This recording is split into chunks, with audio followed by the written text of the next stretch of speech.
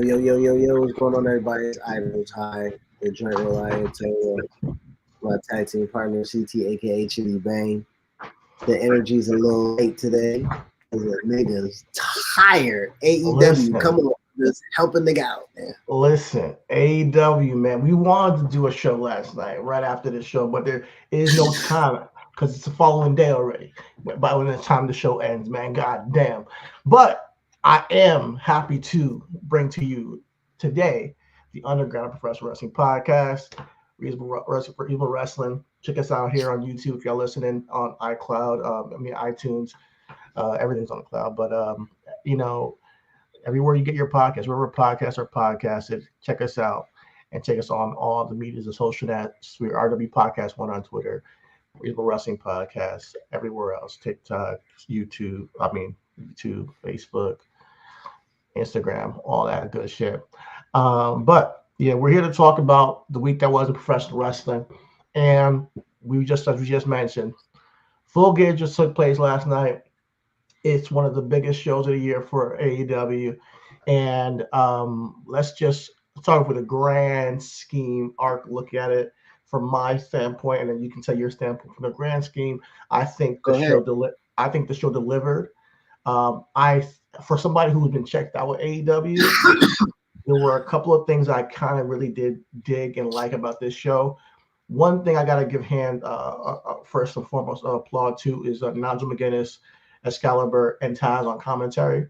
I think they're doing a pretty good job. And I think that for somebody who has been checked out, they did inform me on the storylines going forward. And it made me feel like, all right, I'm not completely lost on this bitch. You know, like it's hard for me to, it's usually not the case because I'm usually watching week to week. So it's very rare where the commentary, I actually get to see it for what it is for somebody who's kind of like a fringe viewer. And I took away from that show that these guys are doing a great job on commentary. So I want to just give them a little round of applause and props too. There were some title changes. There were some big matches. There were some, I think when I watched it, I sat back and I was like, AEW got a fucking roster, man. Like, I just want them to utilize it better. Like, but it's like, yo, they got a fucking roster. And I'm looking at it and I'm like, with everything going on right now, let's say MJF resigns, they can rebound and really make something of this company. And mind you, they're not doing bad because we also Wembley this year. We also, they're doing great. They're doing what they got to do. They can continually get, and I think elevate, pretty much, that's a better word, elevate from where they are. So as a grand scheme of the whole show, I thought it did what they needed to do. And there were some pieces that, some criticism as well. But what was your takes after watching all that? First and foremost, I'd like to say to piggyback off of what you talked about with Excalibur and Taz and Nigel McGuinness. Nigel McGuinness, from the time that, again, I'm not familiar with his work. Adam Pearce, right? Nick Aldis, all of these guys right now that have been Ring of Honor, NWA-esque wrestlers. I haven't really followed him. So Nigel McGuinness, when he was in NXT UK doing commentary there, and then NXT doing commentary there, he was somebody who always added elements to the program. Me, I put Taz and Michael Cole, top 5. Really? Right, in commentary duels. Wow. Over this time frame that they worked, Taz and Michael Cole during that SmackDown era was because I never was a big fan of Taz, but I mean, a lot of people have, said that to me where he's better than, and maybe I'm not giving him enough credit, but go for it. I like, first and foremost, Taz is a football player on commentary, right? He's Matt Ryan, he's Jason Witten, he's Adam Archuleta right now, who's fucking calling games. You know what I'm saying? Like, he's the guy that, like, nah, nigga, I'm not a person that observed this. I lived this. I lived it at the top of the top too, right? Taz was a company carrying guy. So when he talks about, for instance, when he's talking about, hey man, I've been in that Boston Crab before, that tag match. when Jericho put him in the lion Yeah. tamer, and Taz is just like, hey man, that's on your quads, that's on your chest, that's on your back. It's hard for you to get. Like he's like, yeah, I've been there, buddy. You know, I ain't never been in no ladder. I've been in the ladder. That shit hurt. Like he's hurt. Yeah. He told me. Yeah, he's like, oh, I remember when RVD threw that chair at me when Hangman did that with Swerve. He brings in like references from his actual career, you know. Because JR, don't get me wrong, I love JR, and he was just like, hey, flesh me still wins every time. That's a great line. That's a great true imagery. I think JR's great at imagery. Like he can paint a picture, and it's really good. He can paint a picture, and Excalibur, who Tony puts a lot on, right? For like he Excalibur carries a ton. He's done a lot of improvements since the beginning of AEW. I gotta hand it to him.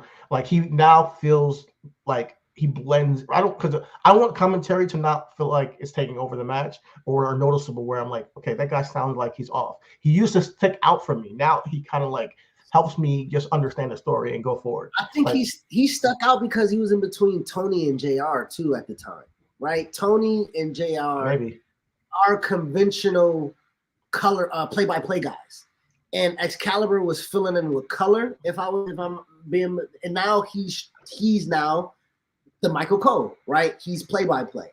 He gets everybody together. He gathers everybody. He gets them to the next point.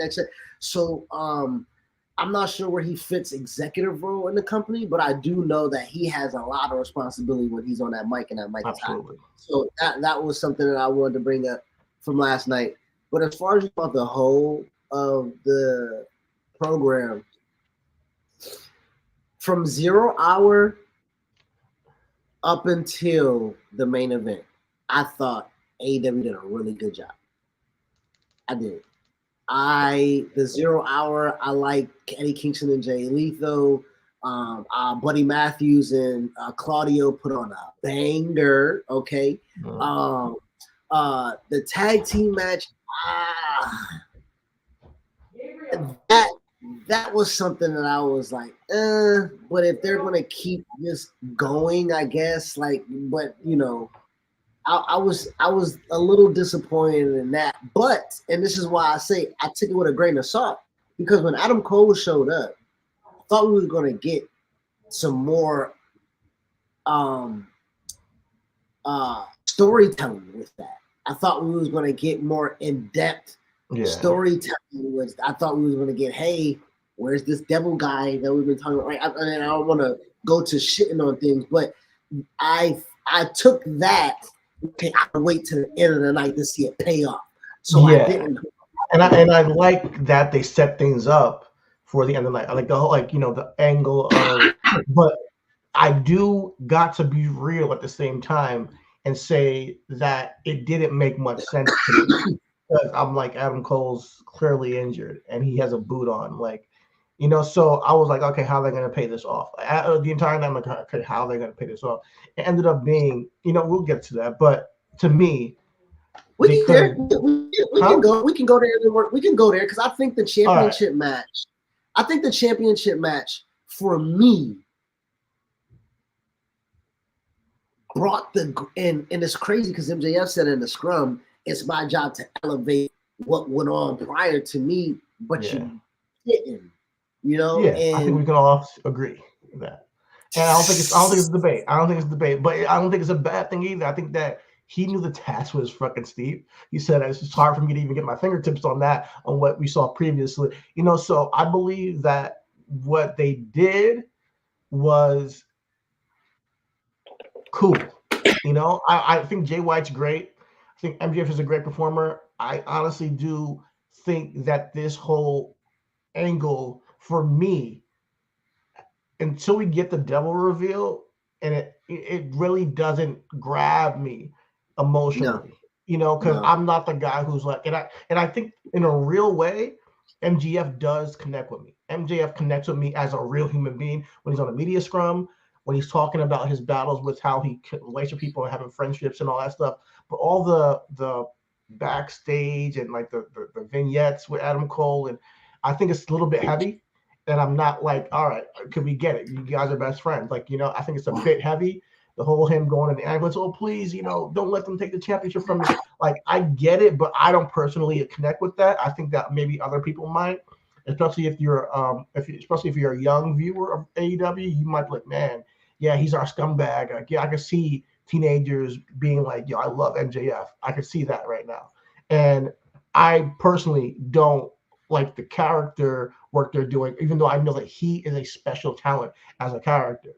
I will tell you right now, if our teenagers is looking up to MJF, we got a fucking problem. Okay, man, we looked up to Stone Cold. We looked up to DX. Let's cut it out. We all know. Okay, okay. Hey, Stone Cold, DX, MJF. Which one are you? I'm trying to tell you right now. I like the fact. Look how I'm influenced. I'll tell a job. Fuck you in a minute. Right? I got that from Stone Cold. Yes. Stone Cold. hey, that nigga told his boss, "Fuck you" so many times, brother.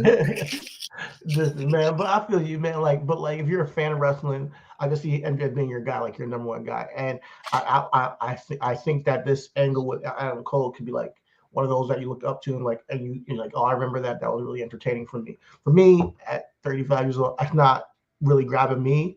But I think that as a champion, he has perspective on the company. And that's more than anything with the media scrum and how he talks about things. I think he's definitely passionate about what he does. I think he definitely has perspective on what he does. And for him being so young, I think it's something to be honored. I think Jay White, where he goes from here, he has to show. He has to do something. Man, if not, like,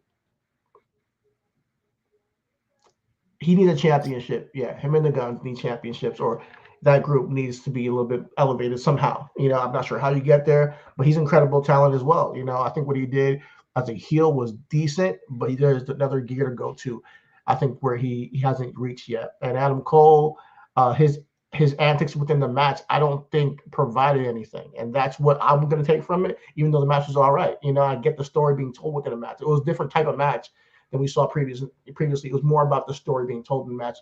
And for me to judge it, I'm not going to, because it's not a story that I'm really excited about right now. And I can respect that, because again, as I'm watching the story unfold in the ring, I'm waiting for Adam Cole to screw over MJF by accident.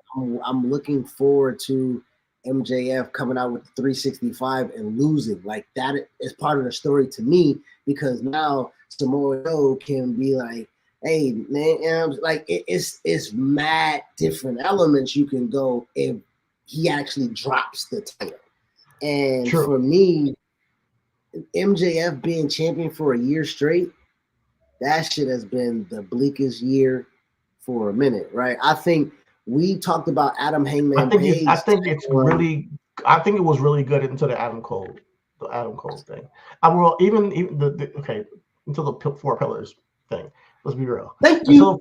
I think it was really good until the 4 pillars thing. So I think that the matches and the booking itself was cool. The way they told the stories were bad. I think MJF's key, if he had a reign of terror as a heel for a year and was completely dastardly the entire time, skating out with the championship, for me, I would gravitate more towards that. I would have gravitated. This goes back to, why did you make Britt Baker a babyface? Right? This follows the same ilk of, yep. You turned him white. You know what I'm saying? Like, that is mind-boggling to me. It has, like, it's a certain.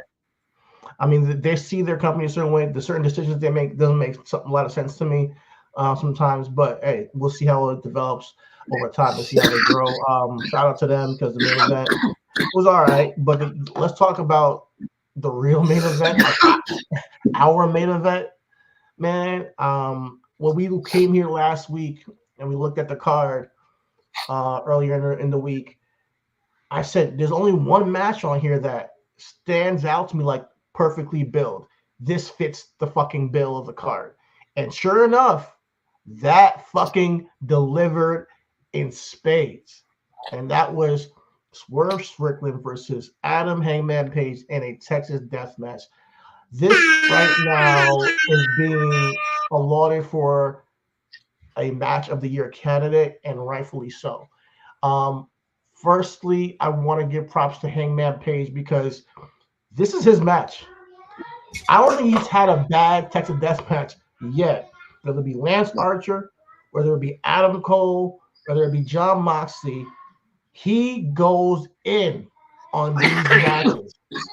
And the story going into this, with him going into his house, Swerve getting in his head, Swerve trying to say, I want your spot, going into this whole thing has been the best story AEW has told probably this year, in my opinion. I think it fits exactly what Swerve does best as this sadistic heel, and exactly what Hangman does well as this badass Texan cowboy who's not going to take no shit. The promo the night before, or the week, that he did with Swerve, perfect. The attack on Prince Nana, perfect. It just set up. They couldn't touch. So he's like, you know what? I'm going to attack your boy. Like everything that added layers to this match, and then it actually paid off in a dramatic fashion. It was honestly a coup d'etat from AEW. Got to give them a round of applause. Shout out to Swerve, shout out to Hangman Page. Y'all killed it. Y'all killed it, man. This nigga said a coup d'etat. Yeah, man. I ain't heard that shit. A coup d'etat.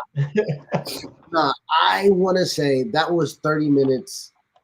That was 30 minutes of brutality. That was 30 minutes of pure, unadulterated madness, right? The fact that nigga Hangman tied this nigga hands up first. Yeah, and then immediately just started beating the fuck out this nigga.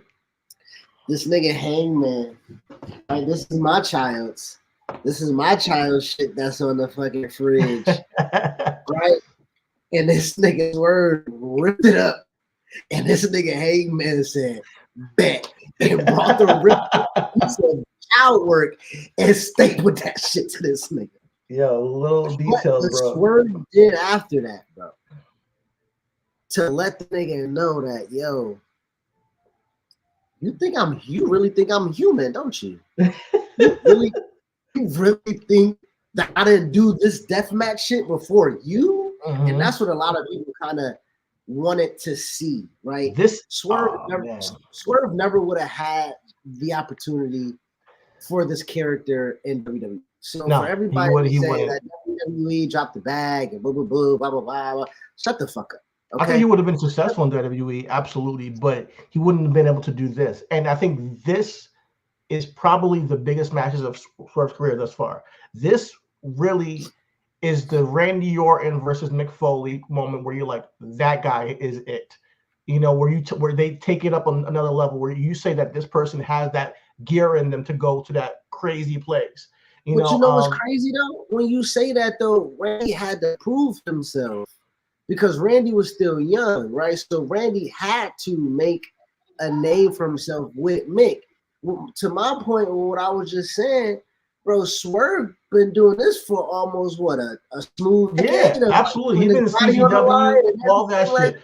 And I think that we, the smart fans, know who he is. And I don't mean to say that he's not that, but I'm saying storyline wise and his character in AEW, I think what this match does for him is equal to what that did for Randy Orton and takes them up another notch as a main event player.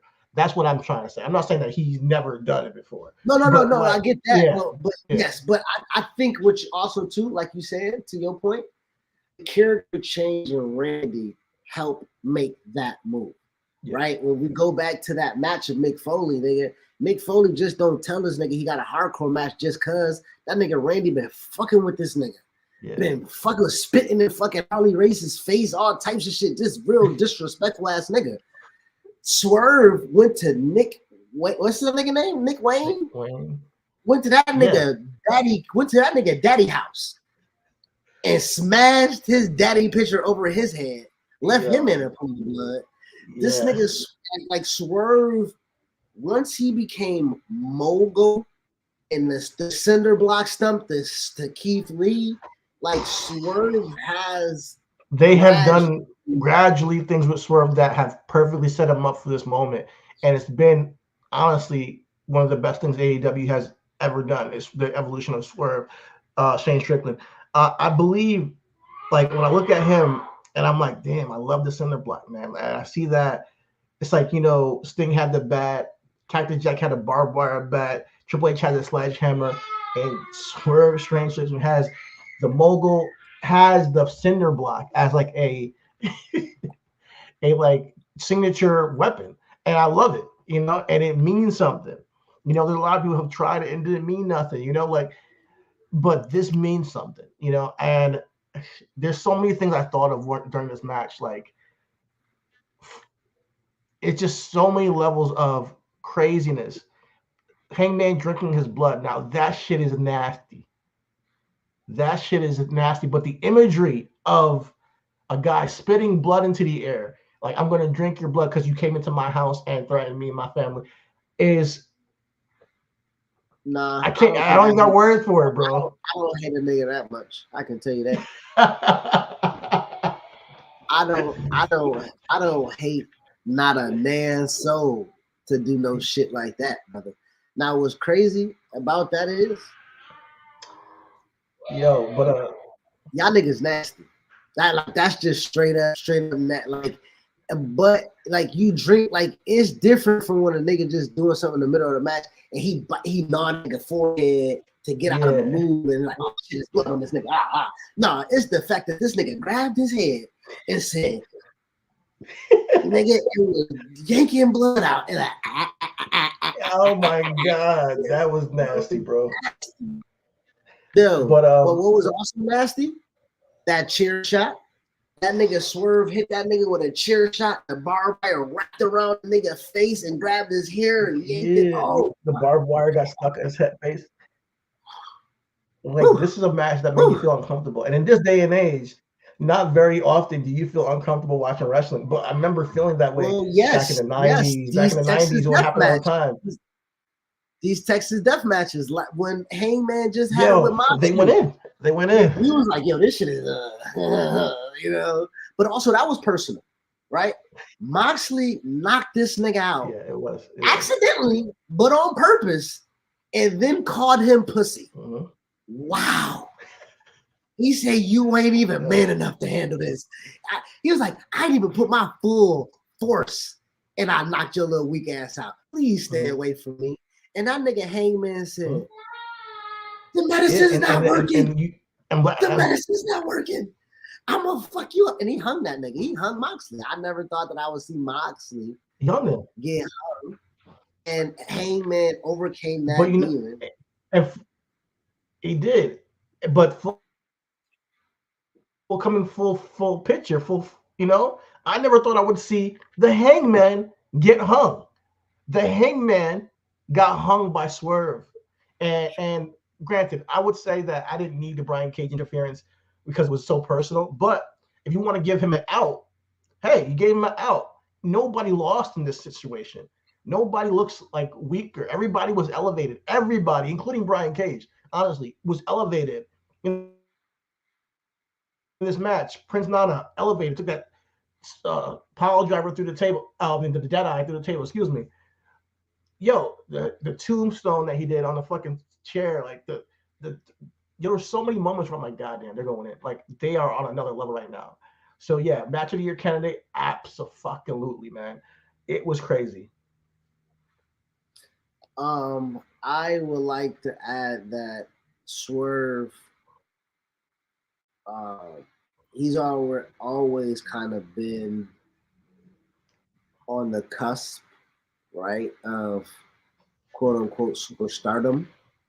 But when we're talking about Swerve and Ospreay, when we're talking about Swerve and Omega, when we're talking about Swerve and MJF, we're talking about Swerve and Adam Cole, these are now the next feuds that gets him up there. You know what I'm Swerve and saying? Moxley would be dope too.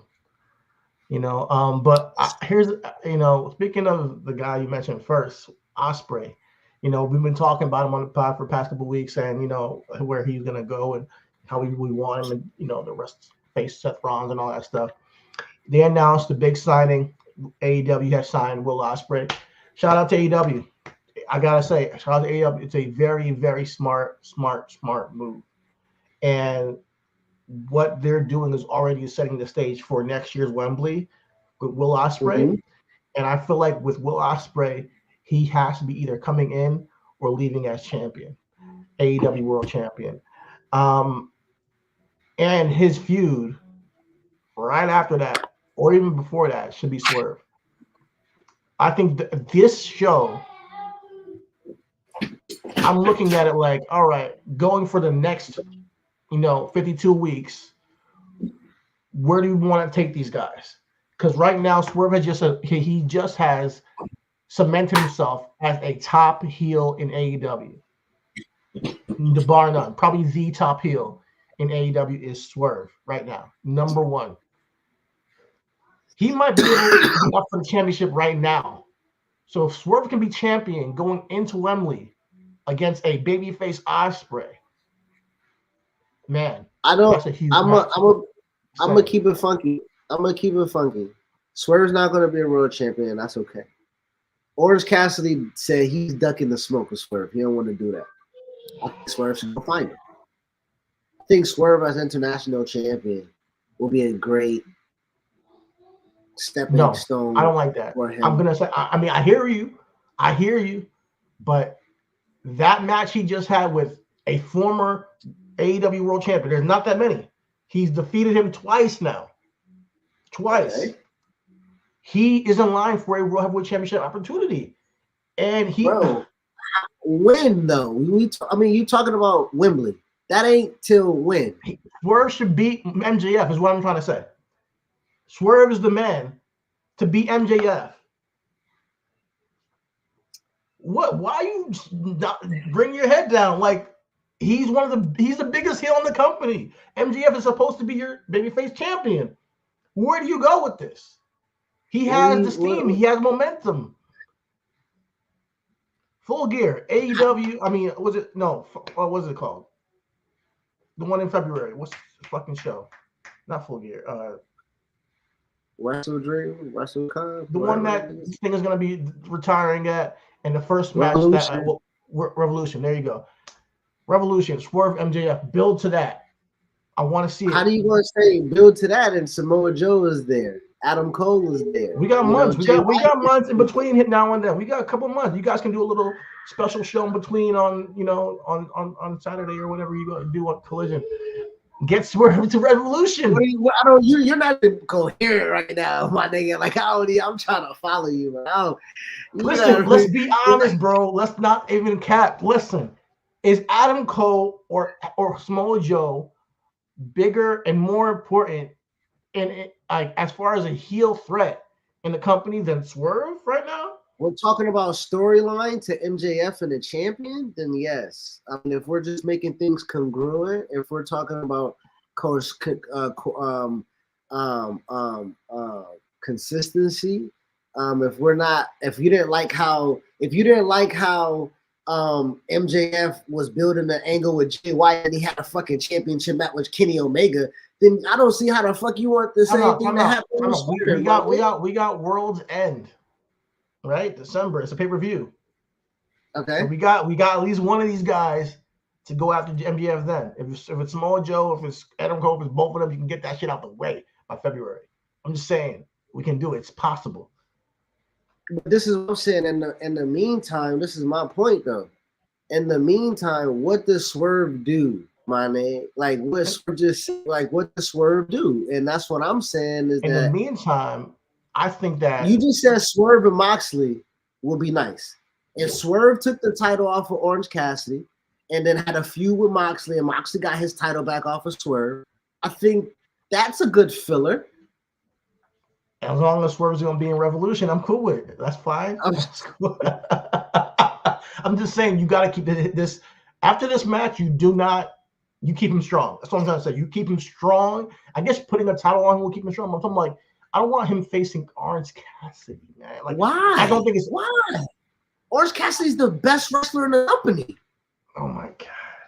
I think put your head down now, nigga. Put your head down now, nigga. Is Orange Cassidy not the fucking best goer in the company? Yes or no? He's one of the best workers in the company. One of. And I think that fine. If you want to go, who's another baby that can go like him? He just beat him twice. That's the other baby, Adam Page. There's not another baby that goes like OC. So Swerve and OC. I think Swerve and Kenny Omega will be perfect right now, but obviously we're not going to get that, so I'm not going to even go there. But what stakes though? What stakes is involved with that? I get you. I know. The TNT Championship right now is on Christian. So I don't see that happening, even though he's one of the best heels as well too. Like, so my thing is like, and this is the thing with AEW, man. Like, when I get excited about certain things, I can see an opportunity to be had, and you don't squander this with Swerve. And I can see by you saying, "Hey, let's wait till next August to get him in a space where he's a main eventer." I think you go into that with him as a main eventer heel. You know, like, I think that by then they can fuck him up. They can fuck up the whole mogul thing. And like by then, I'm not saying we're gonna forget what Swerve can do, because he's gonna be good with regardless. But we've seen even MJF as champion it not be as entertaining as we would expect, you know. So I think we do the MJF Swerve thing as soon as possible after this whole devil thing is wrapped up. And Samoa Joe, mind you, MJF has already wrestled Samoa Joe, so like I mean that's kind of to me.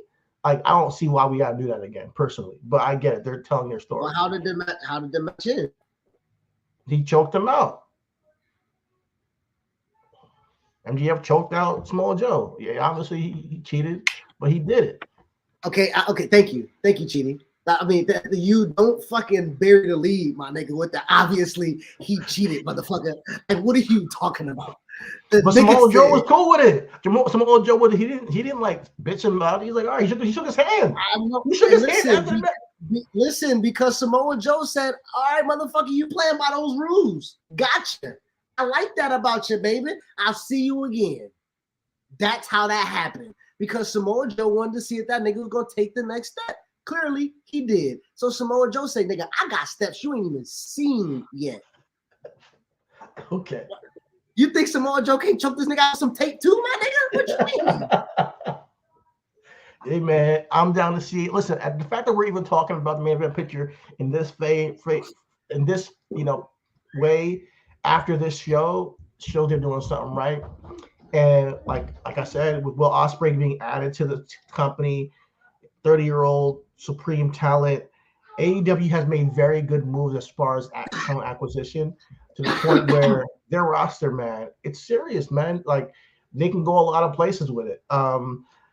Even if it was Swerve versus Adam Copeland for like just one-off match, I wouldn't mind that, to keep him heavy, to keep him strong. If he gets a big victory off of a former after a Hall of Famer.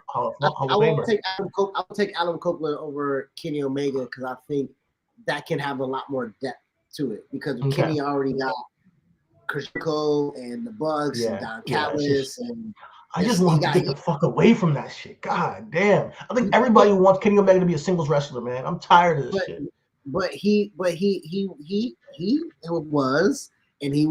the belt collector, and he was AEW World Champion, and he's doing good for the business by stepping aside and not making all elite niggas up front. I respect that. I do. I respect that, the fact that, nigga, it's my company and I can be at the front of the show if I want, but I ain't. Let me ask you something. If you're ahead of the company and you're with the EVPs, are you more valuable wrestling each other, or you're more valuable wrestling other people and helping them get over? That's what I'm curious about. But I've been here 5 years, my nigga. Who else need my help? I want to wrestle my friends. Yeah, nigga. Why did we start this company together, my nigga? Okay, I want to wrestle my niggas. We've seen them wrestle throughout the 5 years. I'm sorry, multiple times, together and against each other, multiple times. We've done this since the beginning, since the inception. You want to do it again? Okay, great. So why? And this is my thing, right? So this is the devil's advocate. Why are we surprised? I'm not surprised. I'm just tired of it. I'm not surprised. Like, I'm just like, yo, can you guys stop wrestling each other? Like, okay, I don't think the Elite is as entertaining as they think it is right now today. It used to be. It's not what it was. But I think that's the reason. I think, to my point though, that's why I'm saying I respect Kenny to that point, because he had came back from injury, and instead of thrusting himself right back into the spotlight, he did and took away from the Trios Championship, and we felt like that was a bad spot, a bad place, and everything like that. So he is listening to the criticism. He is paying attention to what we're saying, and he's like, all right, I'll take a step back. I'll fucking bring Jericho old ass with me. The Bucks ain't in a fucking tag team title match right now because Lord knows that's the only thing the Bucks know how to do is wrestle for a tag team championship, right? Them niggas don't have no other fucking story if it ain't about the title and it ain't about Kenny Omega. Them the only two things them niggas care about is my dog and my championship. If it ain't about them, nigga, then what we even coming to work for? So it's so true, man. It's so true, and that's why I'm tired of it, bro. Like, you gotta figure out other avenues, other ways to get people over, other storylines, other ways to tell things. I think their best friend is Kevin Owens, right? He was a prize fighter, right? That's what they are. They're prize fighters. The prize to them is, do I have a story that I can tell with Kenny? And yeah, you're tired of it. But Kenny even said, "Yo, y'all niggas doing a lot of bitching right now, man. Like, what's going on? Like, y'all acting like little children." And them niggas is like, "Who? Us? The people that are like the Young Bucks?" You know what I'm saying? Like, so again, for me, seeing the Young Bucks, seeing heel Young Bucks matters, helps with the company. Heel Young Bucks constantly going after the championship. I don't mind that, because we need a strong tag team division. You know, once you get mind you, speaking of the tag team division, the tag team ladder match, I enjoyed it. Yes. It was fun. Yes. Fire. Great. You know, the power drivers on the freaking ladders, craziness. You know? You niggas do it too much now. When we talk about being alternative, bro, we ain't talking about like making niggas alternatives, right? Because that's what it looked like. These niggas about to be alternative living beings right now, nigga. This nigga dropped Jalisco, smack that. Yo, you heard that shit? Like, yeah, the whole thing caged. This is gold. The whole thing caged. It's crazy. Shit. It was wild, man. Like, and I enjoy ladder match, so I was like, you know, so when I saw it on the card, I was like, oh, you're not interested in this tag team ladder match? I knew it was going to be interesting, so I enjoyed it. But think about what this would have been if it was, all right, Kings of the Black, Young Bucks, FTR, Jalisco and them, and Ricky Starks and Will Hobbs. Like, that's a better picture, because I think that although, you know, Big Bill is his name, I think he did all right, you know, with his things with Brody. I think, however, them winning and just, okay, it's just a better picture if Will Hobbs was in that place. I don't think that Big Bill is not bad. Not shame on him. He's in great shape doing his thing. He's just not what we need with Ricky Starks right now. And the imagery. Why? Like, we had this conversation. We already know. I think that Will Hobbs would have brought more to this match than Big Bill. In my opinion. But I'm just, it's me hanging on something that already has been dead. So I'm gonna take that. It's a me thing. I apologize. However, it was still a great match, and I just think that Ricky Starks is now either should be a singles wrestler, or I think he should be a singles wrestler. I think that this was a match, a tag team match that pushed up a singles wrestler, pretty much. I think that this tag team match has given the singles star more cachet. That's how I felt. Whereas the tag team division needs a tag team to be like, you know, kind of, you know, in this place that Ricky Starks is in. You feel me? No, because that makes any sense.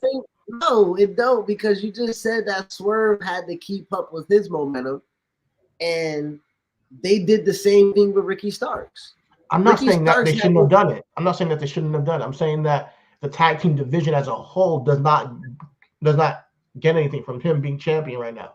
I think he does, I think that he is not okay. But if this was like an international championship or TNT championship ladder match, and he was at the top of the ladder holding the belt, it is more congruent with my mind as a fan than seeing him get the title, throw it down to Big Bill, him do promos, Big Bill's outside the ring. It's like the whole thing is like, all right, we need to give Ricky Starks something. All right, so we're gonna give him the tag team championships, and he's still gonna be relevant. But in the meantime, a single star holds the tag team champions almost. It's like the whole tag team division is in hostage, While I think that Ricky, not that it's a bad thing for Ricky, but it's definitely not a good thing for a tag division because he doesn't need a tag team title when he's a singles talent to me. You feel me? If it's him and Will Hobbs, that felt like a tag team. Him and Big Bill don't feel like it matches really well together. Why does that feel like a tag team? Because they came in together. They grew up together. No, not because they're black. Because we saw the whole storyline. They were a tag team when it came in. When he turned heel, when Will Hobbs turned heel the first time, they became with Team Taz. Like they told a story to get to that point. They should never split them, in my opinion. So if this was a moment where that all that work they put together as Team Taz, they culminated and they won a tag titles together in a ladder match, it means more, put in my mind, than just guy throwing the tag team titles down to Big Bill, him doing promos and Big Bill's outside the ring. They don't feel like a tag team to me. They don't feel like a unit. I mean, they're not gonna feel like a unit because it's Shawn Michaels and Big Daddy Cool. You feel me? Like it's in the elk of one guy is the showman, the other guy is the big bodyguard. Now, Will Hobbs is more than just a big bodyguard. So therefore, I think you condense Will Hobbs if you just put him in that role. Big Bill fits that role, executes that role. That is his role. So therefore, he don't need that. Also, like in the grand and in the personal matter of it all, Big Bill, this is his first championship ever. And there's all of years of wrestling. Also, Ricky Starks. Do we count the FTW championship? The TNT championship? Right? Like those reigns that Ricky kind of had went by the wayside a little bit. With this tag team reign that you're saying is like not really elevating him, when he beat FTR, you're like, oh, they beat FTR. And then when they walk away with ladder match, you're like, oh. I think you're missing what I'm saying. I said it is elevating him. Like I think that after that match, if you weren't going to give it to Kings of the Black Throne, give it back to Ricky Starks and Bill Big Bill. I think that's what I was thinking. I think that they were, that Ricky Starks deserves to be seen as a champion. But so it's elevating him. My point is, at some point, you're either going to pull the trigger on Ricky Starks being a single star and give him a strong angle, because he just had some great matches this year with MJF, with Bryan Danielson, that to the point where I'm like, him being in this tag division has a ceiling on what his talent is. And although it keeps him relevant, it doesn't help him to the degree that he can be, where he can be, and it doesn't really help the tag division either, because we need a tag. I mean, hey, whatever. It is what it is. It's not that bad. It was a good match. I don't want to shit on it. My thing is that when you say it doesn't enhance the fucking tag division, they beat three brothers, 3 sets of brothers. So for like that psychology of when they're in the scrum and like, yo, I just met this nigga 3 weeks ago. Them niggas beat Roosh, Indralit, them brothers. Them are brothers. They beat FTR. Those is brothers. And they beat motherfucking Brody King and Malachi Black. Those are brothers. The synchronicity in that. See, that's where me and you are not connecting. You're saying that FTR is brothers, Kings of the Backbone brothers. No, what they are is an actual tag team. They're actual feel like what Ricky Starks and Big Bill are two single acts coming together, like you said, Shawn Michaels and Big Daddy Cool, and then winning the tag titles. I think those. I don't think it's a bad thing. I think those type of acts have a shelf life, and at some point you got to get back to just pure. Which again we already tag team wrestling with tag teams that are when Sean and Diesel was champion, my nigga, like everybody's like, hey, what about Owen Hart and British Bulldog, my nigga, the Smoking Guns, you know, the Phineas and Hog, my nigga, like how you know, nigga? Listen, man. There's plenty of tag teams. Chris Candido and homeboy with Sonny. The Smoking Guns, nigga, you feel me? No, but I hear what you're saying, and my point is that it's elevating Ricky and it doesn't stifle the division, because I think the division is now going to galvanize and be like, yo, these niggas is the champion, right? I ultimately, like, because if we're talking about it and bring that into, like we were talking about versus Omega and Jericho, those are also two single stars thrust together, and all of a sudden they have a World Tag Team Championship match. Ricky Starks, Big Bill versus Jericho, Kenny Omega. That's the biggest match that Ricky Starks and Big Bill will ever have for the tag team championships. Hey, and it is what it is, man. We'll see how it goes. That would be their biggest match today. I guess, man. I'm not gonna be happy about it. I don't think you're gonna be happy about it either, because I don't want to see Chris Jericho. I don't think that they'll we act like, hey, that's what we want. That's what I want. I mean, as you say, keep somebody relevant though. If the conversation is keeping somebody relevant, the conversation is the division. The division isn't stagnant by any case of the imagination. It just had a 4-way match, meaning they had a lot of tag teams chomping at the bit that wanted opportunity. I think at the end of the day, we are going to get like some tag team turmoil type situation where we got so many tag. Listen, you think the Bucks is not going to interfere with Jericho Omega versus the Big Bill and Ricky Starks? I know what you're saying. Like, we're not going to be excited about it. We're not going to be. That's going to lead to, I feel like, the division stacking up more against Ricky Starks and Big Bill, allowing them the opportunity to because I like because those other 3 tag teams in this ladder match, they all are legit tag teams that have been with each other for a minute. I feel like that's a great core for your tag division. Add in the Young Bucks, add in the Guns, and add in the Acclaimed, and you got a robust tag team division down there. When you put the titles on a Kenny Omega or Chris Jericho or Ricky Starks and Bill, Big Bill, I think that it kind of stifles those guys, because they are legit just tag. Those are tag guys. Those are not those tag specialists. Granted, the Acclaim have the Trios Championship right now, so maybe not so much of them right now, but everybody else is just going to be doing matches. And I think that getting into a point where, like, I always wanted. Okay, listen, like, where are we at in WWE? They're doing the same thing. The tag titles on Finn Balor and Damian Priest. I don't personally like that shit. I get why people do it. I get why companies do it. So I'm not going to shame it. I'm just saying that for me, I like getting authentic tag team wrestling one-on-one with another tag team where you can build a feud against. Dudley Boys, Edge and Christian, Hardy Boys, they were legit tag teams that fucking couldn't stand each other to the point where they had to do a TLC match. Real building with just a tag division.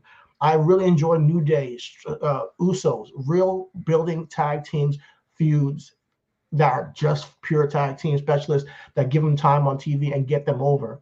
If you always got to bring in singles talents and put them together, then it kind of waters down your tag division. I think that at times it can be done. I don't think it should be done all the time, especially when you got strong tag teams like FTR, Young Bucks, Penta and Phoenix. I mean, I know one of them probably is injured right now, but they're strong state top tier tag teams, so it's hard for you to say that, my nigga, when it works.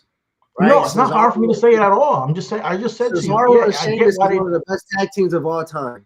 Starlight and Kid was one of the best tag teams of their generation. right? And what That's I'm not the saying same is, thing. it's two. How is it not the same thing? They're not part. They're not growing I up. think that Cesaro and Tyson Kidd were a legit tag team, and they were together for a month. Had a run, and then Cesaro and Sheamus were two mid-card acts that then came together and had a run as a tag team. Big Bill and Ricky Starks are not the same thing. And maybe we see it differently. But hey, I respect what you're saying. No, hold up. I respect what you're saying. It works. So I'm not going to hate on it and say that this is not right. I'm saying that at certain times, I like to see a pure tag team division. Right now, we're not there in either company. So, hey, I'm going to sit here and be like, hey, man, enjoy the match. But we were, though. I think that's the frustrating part when I'm talking to you and other people sometimes is that when it was that, you just named it. It can't stay that way all the time because I can't. It can't, but what we're going to is Chris Jericho and Kenny Omega, which is an extension of what I feel like is not really going to help out the tag division as itself. And that's just how I see it. Granted, they have their own algorithm and how they want to go about it. I think the tag title should be on, like, I think FDR did a great job with the tag title. They had some really great matches, man. So, like, and then from that point forward now, I don't think that I think we're in a weird space with the tag division. I think that even though that ladder match was good, it wasn't like I see that as a classic or anything, put it that way. No, but I mean, they only been champion a month. And I don't see them doing a classic. I don't see it happening with these guys. But we'll see.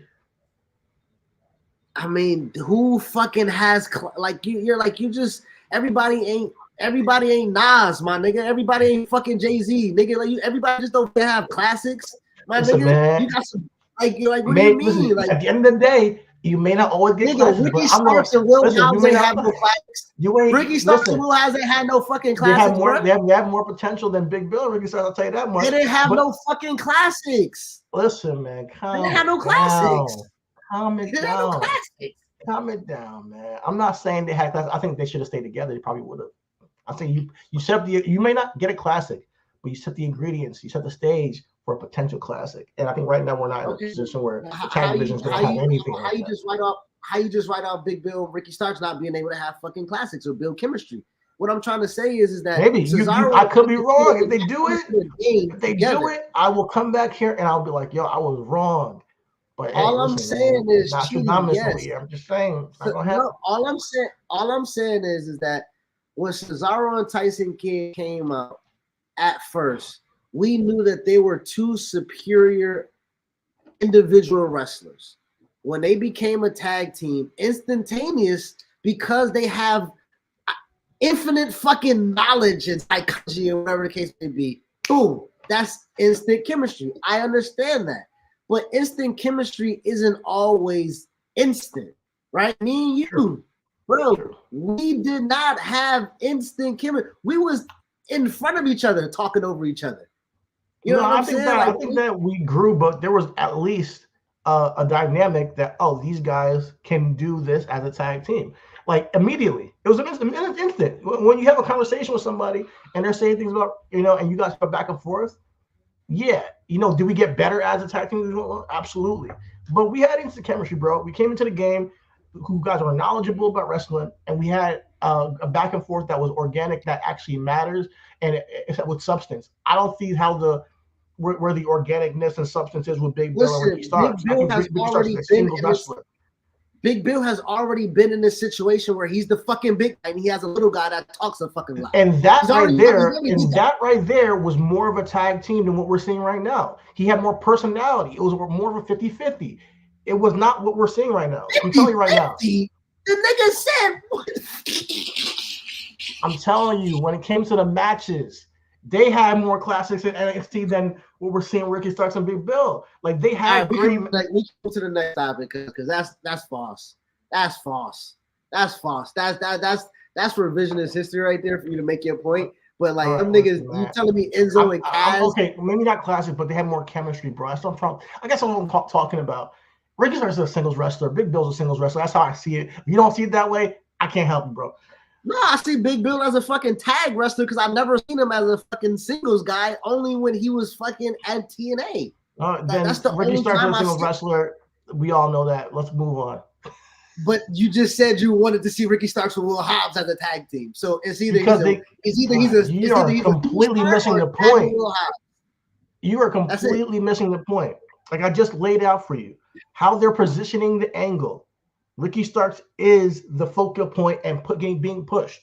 It is not Big Bill at all. It is Ricky Starks getting benefited by the tag team run. Period. He's the one in the ring. He's the one with the titles. He's the one with the mic. That's it. That's the same with Enzo and Cass. Cheating is what I'm trying to say. Listen, man, Enzo, bro, hold on. Enzo got the fucking spotlight, yes or no? Was Enzo not the fucking guy with the stick, yes or no? They both had promos back and forth, bro. They both had the microphone time. Big Bill doesn't say a goddamn word right now. Bro, the only thing that nigga said was SAWFT.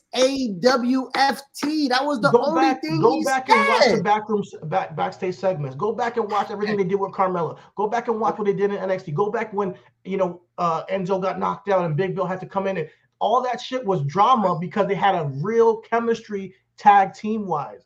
Big Bill is a big man behind a small man and that has no relationship with. Let's cut it out. When them niggas first came out to NXT, bro, and they cut the very first promo, the chemistry that you saw between them was the niggas say he's 7 foot tall, you can't teach that. That's the very first time I saw them niggas. I don't know them fucking niggas. I never fucking heard of them niggas. Then you don't know what I'm talking about then. I'm trying to say when you saying is instant chemistry between the two, it's because yes, them niggas was in boot camp together. That's what I'm trying to bring it up. So you get it. I'm bringing it up to you, Cheaties, because you're not fucking bringing you're bringing that logic into this as an example. Okay, listen, you brought up Enzo and Cass as a team. You brought them up. So I'm telling you, that's different. And that's it. Like, don't bring them up if you're going to tell me, oh, well, that's different, which I'm saying is different. I brought them up for the simple fact of what you're saying is that you said Ricky Starks is a single star in a tag team. And what I'm trying to say is that Big Bill has been on the receiving end of being with a guy who wants the spotlight and him playing his role. That doesn't diminish the person who has the role or the tag team division or none of that. I'm just telling you that you got to give Big Bill and Ricky Starks time to develop any fucking chemistry, my nigga. That's all I'm saying. How you killing them for not having chemistry and they haven't had time to build it? The chemistry because for what it is, and reason why is because you have Big Bill being a bodyguard for Ricky Starks, who's cutting promos in the ring while he's standing outside. You have him getting tag titles and throwing it down to Big Bill. Big Bill is a complete afterthought as far as how they set up the match, how far they set up the promos, how they set up this entire act. I'm just saying it's different. It's different than what they did with Will Hobbs and Ricky Starks. It's different what they did with Enzo and Cass. This is how they're showing it. It's not me. If they were to show them as like a real like a partnership or something at some point, then maybe. This came out of fucking nowhere. This was him just. It was a partnership at first, though. Do you not remember how they got together? Yes or no? Do you not remember how Okay, so Ricky Starks was a guy at that point in time. Ricky Starks got a bodyguard at Will Hobbs, just like I brought up Shawn Michaels and Big Daddy Cool. Big Daddy Cool was a bodyguard, and then which was a single star. The big bodyguard came to save him. He was a single star, and they just mashed them together. Now, the only thing is that what I'm trying to say is, unfortunately, yes, they don't have the natural chemistry that Shawn and Diesel had, or Enzo and Cass had, or Ricky and Hobbs had. They have to build it. That's all I'm saying. You're right. Okay, then if that's what you're saying, then I will wait and see. And you got a point there. That's all. I get it. I think another thing that we go ahead. No, not on that, but on Full Gear still. Yes, I was going to bring up. Go ahead. What are you going to talk about? Tony Storm. Okay. Tony Storm. Boy, I'm down with that. That girl.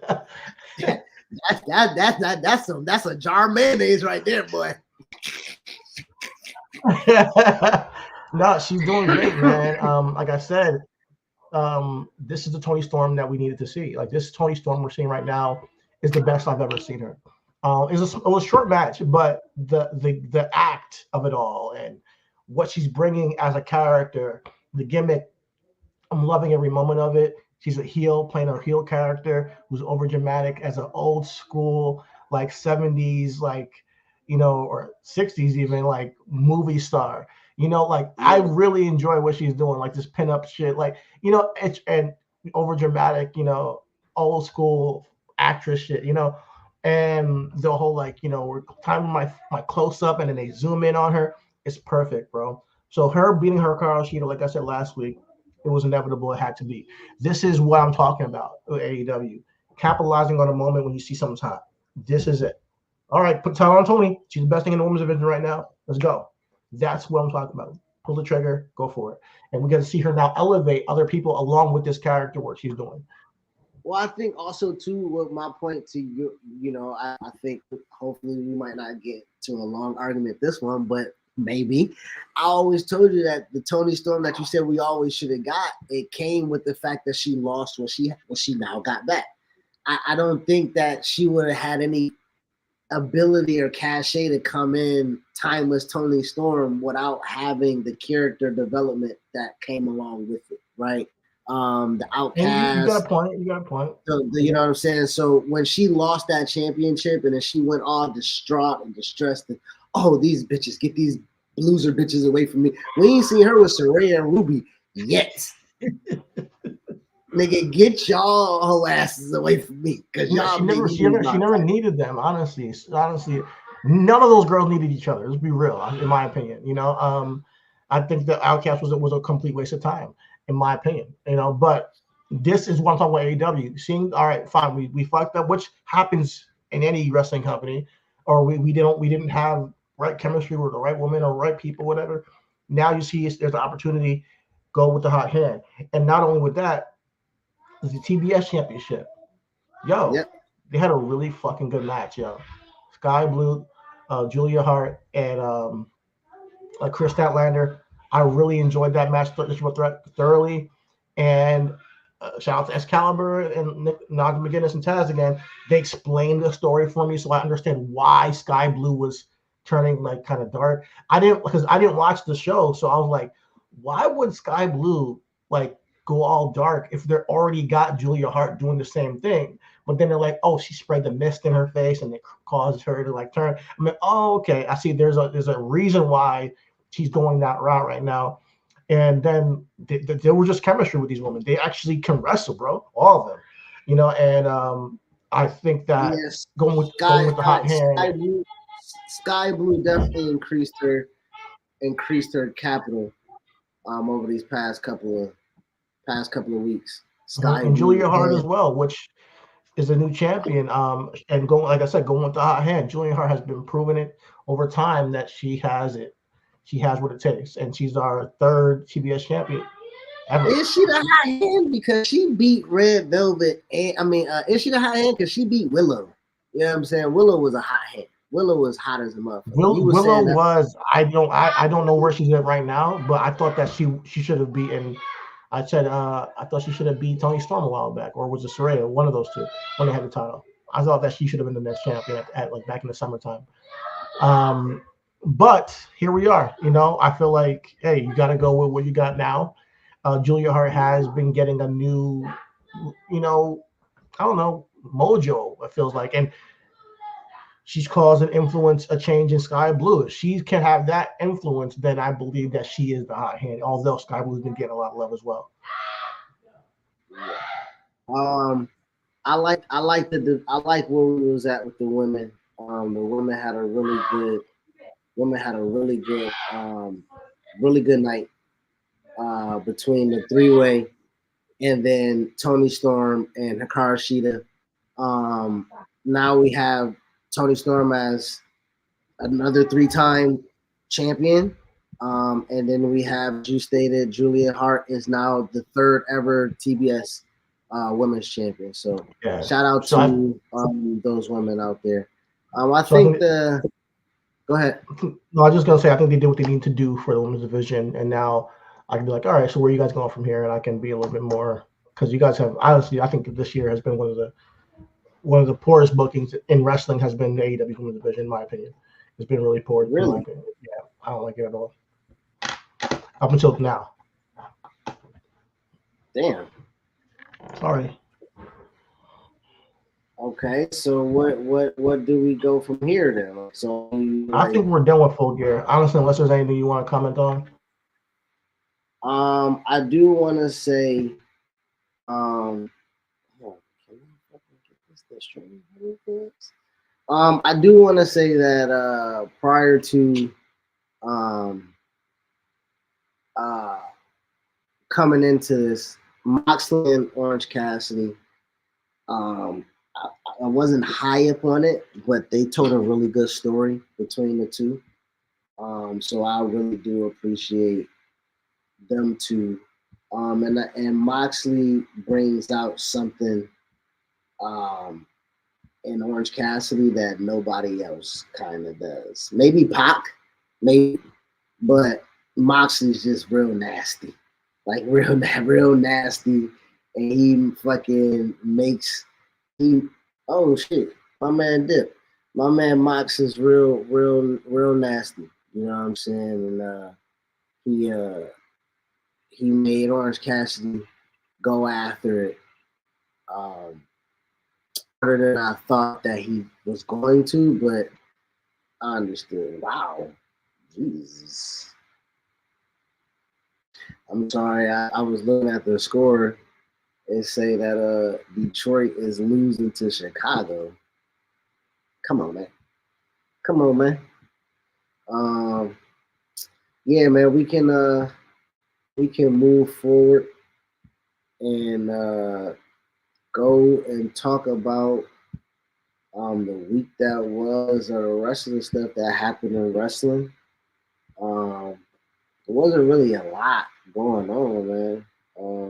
To be quite honest, it was the women did their thing on SmackDown Live. You feel me? Which I think was wonderful. I'm glad that they was able to. I'm glad that they was able to solidify themselves as. Um, I mean, they're all players, my man. We talking about Charlotte, Bianca. Uh, Shotzi is becoming a player now, and I appreciate her getting that look. You know what I'm saying? She's definitely talented and deserves that. And also, I like the fact that Becky said, "You know what? Your enemy, my enemy. So we gonna beat them bitches ass." So shout out to Becky pulling up. That was also dope to see. Um, man, Drew McIntyre happening on Raw. You know what I mean? With Drew McIntyre, what happened on Raw and everything like that, helping them niggas maintain the tag team championships over there. You know what I mean? I think that was fucking dope to see. Um, yeah, man, I am happy with the direction that things are going. War Games is going to be very, very fun. I'm going to be happy as hell to watch that. War Games is going to fucking slap. Okay? Going to slap. I like the fact that Bobby and them boys, um, Bobby and them boys with the Street Profits, they look like money. They want a triple threat to be contenders for the tag team championships, which I think is very, very dope because it's about that time that we saw them niggas get back into it. Um, also, um, it was nice to see Santos Escobar gave a really dope pro from the soul. Um, and he and Zelina and everything like that was, oh, my man back. Yeah. What's up? What's up? I'm back. Well, I just gave a quick rundown of how SmackDown did good with highlighting the women SmackDown. You know, the War Games is going to slap. I talked about how Santos Escobar cut a really good promo. Yeah. It's fun. He came out in his Tony Montana suit, yo. Yeah, he looked like Scarface in that Yeah. one. Yeah, for I'm real. gonna give you a solo one time, bro. Nah, I'm gonna give man. you a solo one time. Most deaf. Yo, Santos, man, he came out in his Tony Montana gimmick. Yo, I got a line right. Okay, thank you. He came out in his Tony Montana suit, and I think this is a great pivot for Santos Escobar. Listen, man, we all saw what he can do in NXT. Maybe not all of us, but I know I saw what he can do in NXT. I was very happy with his in how he presents a heel character. Um, I always saw him and Rey Mysterio as a WrestleMania feud if we could get there, and his motivations behind turning on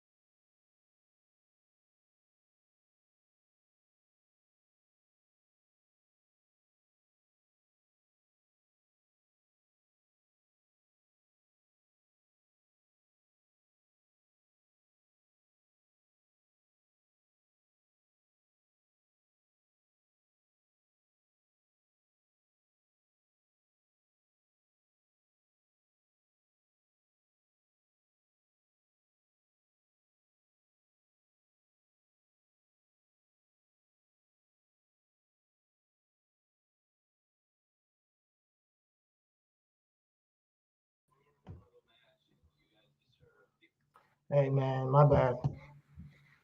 Good. Technical difficulties. Ah, uh, I was talking about Santos. Yeah, you was talking about Scarface, and you dropped off the call too. Yeah, man, this shit fucking kicked me, man. I didn't hear something went down, man. But shit, we were here gone for a minute. But shit. Uh, shout out to Santos Escobar, man. I always seen talent in him. I was saying, listen, I can see him being a great single star in the mid card division. I can see him being a future United States or Intercontinental champion. Super talented in the ring. Like I said months ago, I thought saw him and Rey Mysterio could be a WrestleMania angle. I'm not sure of the severity of Rey Mysterio's injury, but this looks like it could be possible if he gets healed in time. If not, then hey, but we can set it up for SummerSlam or whenever Rey is healthy come back. Hopefully he gets well soon. All right. But in the meantime, Santos has this moment now. He has now usurped the energy of what he needed to do with the LWO. It ran its course. You were a solid soldier for LWO. You were behind Rey Mysterio. He took over. And now you get to be the man you were meant to be on the main stage. And people are booing the hell out of him like they booed the hell out of Dominic because you use Rey Mysterio as a foil to get heat, which I love. It always works, bro. It always works. So it doesn't matter if you're Seth Rollins, it doesn't matter if you're whoever, if you're freaking Brock Lesnar, if you beat up Rey Mysterio, you're gonna get some heat. So I'm really happy with seeing his evolution as a character.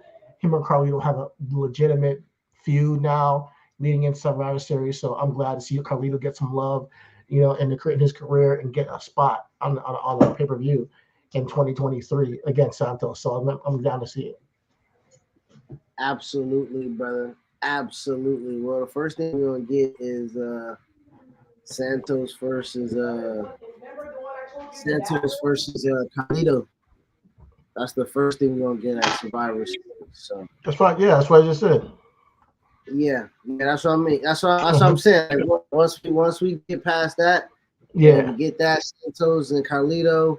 That's gonna be a good match. And yeah. then we fucking. I'm down to see it, man. I'm really happy for him because that was a moment. SmackDown, like you said again with the War game setup. I will say this: I genuinely am excited for this match. However, the last time we saw Becky Lynch and Charlotte Flair in the ring, let's be honest, Charlotte Flair tossed a title on the floor to give it to her, right? You here with me? I'm here. Can you hear me? You here with me, brother? I'm here. Can you hear me? Am I not here again? What the hell is going on? I'm here. Chitty Bang, you here with me? Yes, I'm here. Can you hear me? I'm here. I couldn't. You was frozen. I couldn't hear you. None of that. You were frozen too, man. God. I don't even know what the fuck is going on, guys. I'm sorry. Listen, technical difficulties are real today. You know what the spirit is saying? It's Sunday and it's 1:30. We supposed to be doing what men's do. Men's watch football. Men's eat steaks. I'm keeping tabs of some of the things over here on my phone. But real quick. Yeah, I'm here. Enjoy I'm down for the War Games match with the women. I'm excited for it genuinely. But the last time we saw Charlotte Flair and Becky Lynch in the ring together, Charlotte Flair threw the title on the floor to when they had to swap titles, she threw it on the floor. They had beef. So why in the hell? That shit was how long ago? Time last year, 1 year ago, not that long. My point is, when it comes down to asking for help, why the hell is Bianca saying, "Hey, Charlotte, go make that call"? Why is it Charlotte that got to make that call when last time anybody can make the call? If anything, Bianca can make the call because last time we saw Becky Lynch tagging with somebody was Bianca, to go against damage control. Like, why is Bianca saying, "Oh, Charlotte make the call"? Like, it makes no sense to me logically. Charlotte should be like, "Listen, I'm not sure." Logically, Charlotte should be like, "All right, I'm not sure you should make this call. I'm not really down with her like that." And then Bianca's like, "Listen, we need help. They took everybody out. I'm making the call." And that would have just a little bit of more congruency with the storytelling. I don't like plot holes, and that's all I'm trying to say. Plot. What's a plot? Okay, all right. Yeah. No, I just what is a plot hole, bro? Like, what's a plot hole with these niggas, bro? Like, I'm trying to figure out I explained it just now. The plot hole is like why is Charlotte the one to call Becky? That's all. It's nitpicking. I get it. I mean, Charlotte said it in the promo. Why is Charlotte the one got to call her? Like we last time saw. She said it in the promo. Like that was a best friend of mine, regardless of the beef that they had a year ago. Like these niggas been the 4 horsewomen for their whole career. So yeah, make the fucking call, Charlotte. Let's stop it. Women have beef that lasts for. Women have beefs that last for decades, bro. Like, come on. But that's not their. That's not their beef. A year.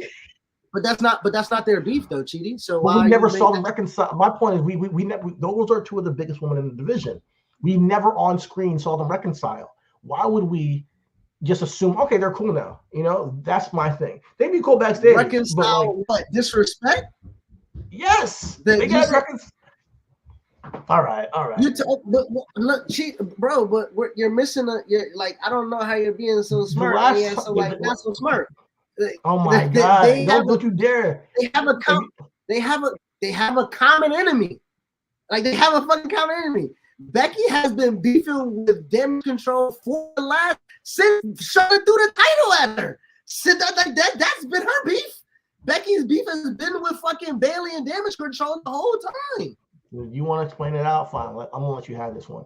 Listen, I'm not explaining nothing. It's not that big of a deal. At the end of the day, it's not that big of a deal. It's a small plot hole. I'm excited to see War Games. I'm not gonna front, but at the same time, this nigga said it's a small plot hole, but you brought it up and said it's a big one because you don't understand how it happened. I didn't say it was a big one. I said, Jesus Christ, man! I prefaced the entire conversation with like, I'm excited for the match. I can't wait. I like when you're setting it up, but I said it was a small plot hole that, hey, I said I don't like plot holes. I like this is a small plot hole that I gotta point out. The last time we saw these 2 women on screen, they have beef. Why the hell are we gonna just be like, all right, they're cool now, cool, no problems.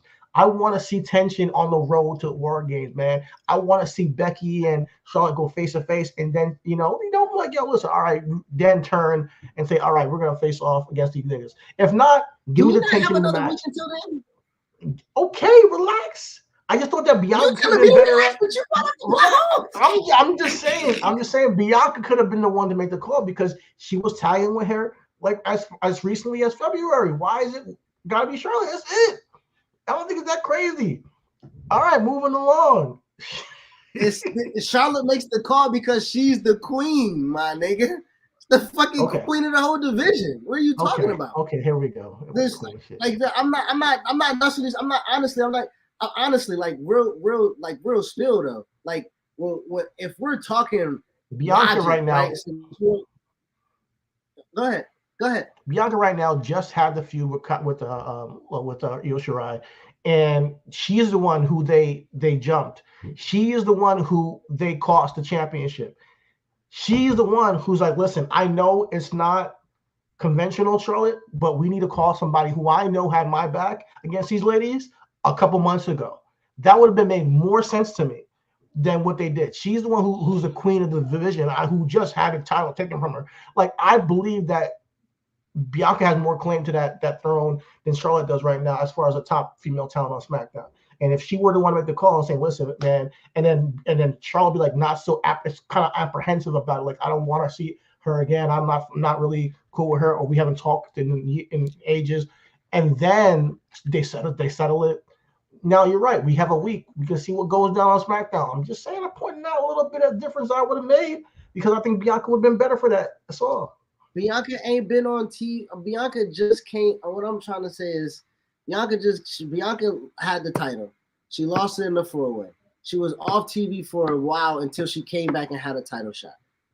The whole time in between there, the person who was the linchpin of that division was Charlotte. That's what I'm trying to say. So when Charlotte is the captain of the fucking War Games team, that's what I'm trying to say. So when it comes to someone making the call, who's making the call? The fucking captain or somebody else on the team? I wholeheartedly disagree, but I don't think that's Charlotte. If you want to stage it that way, then yeah, I guess Charlotte could be the captain or whatever. I think that Bianca right now has more claim to the fame. But hey, if you I'm not staging it, I'm just saying that's what they presented to me, and that's what I'm receiving. I'm not putting my fucking claim on nothing. What I'm saying is what they gave to me is what the fuck I received. What I received is Charlotte is the fucking captain, so she made the call. That's what I received. Do you not receive what I'm saying about what makes more sense in terms of my storytelling? Because I feel like, beyond. Yes, I'm listening. I'm okay. When you're talking about things that happened last year, It happened this year. Excuse me?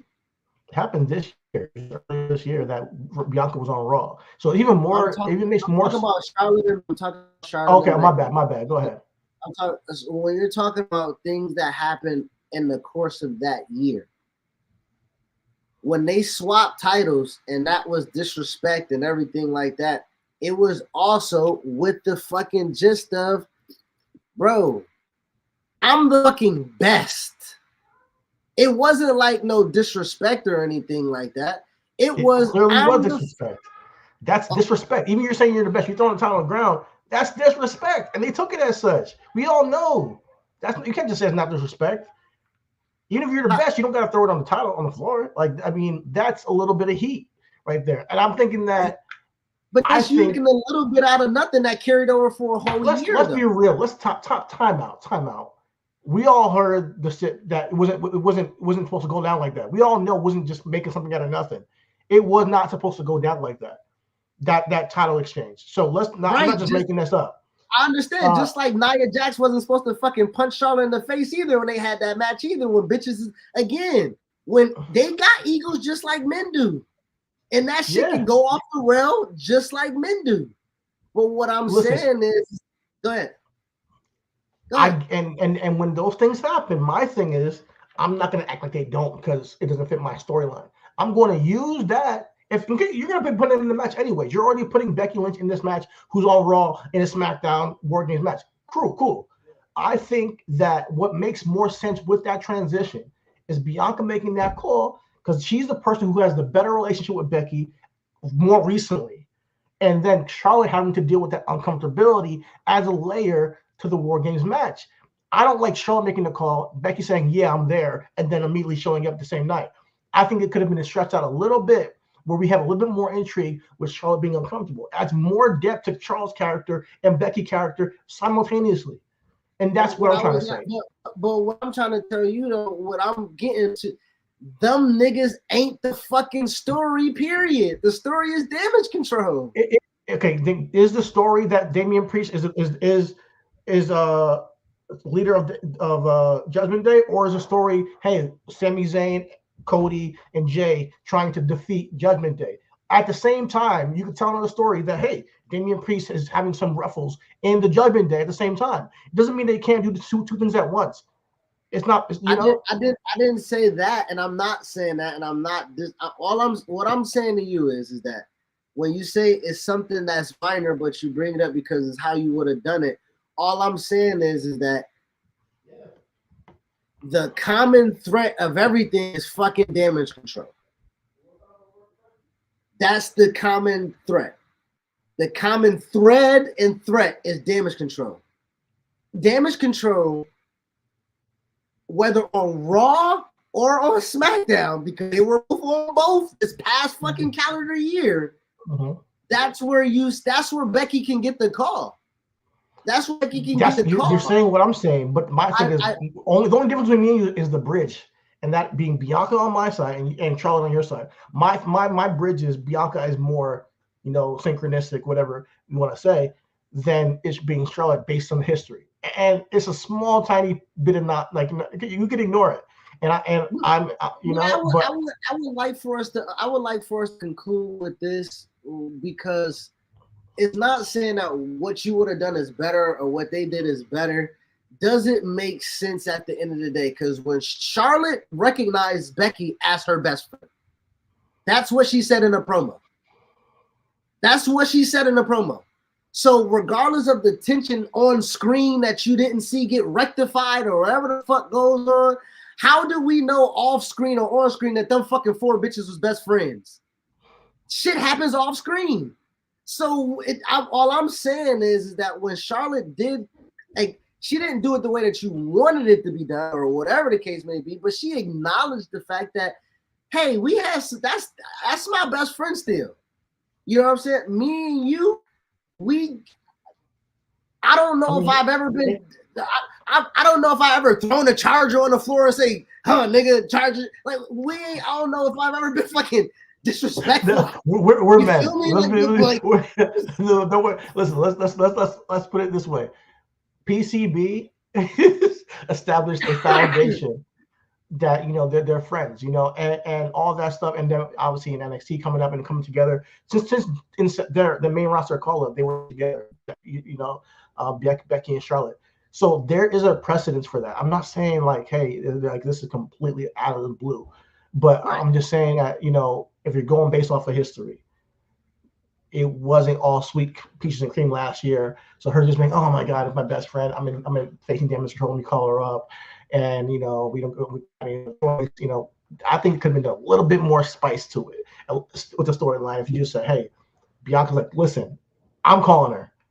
That's it. I know you don't want to call her. I'm calling her because we need help. And then she shows up, and then there's a little bit of a stare down. They think they clean the house with damage control, and we see how it plays out next week. And you're right, we do got another week, so we'll see how it plays out. I just and I'm see a little honest, bit of that. I didn't know Becky was going to be the fourth person, so I popped. Just being honest.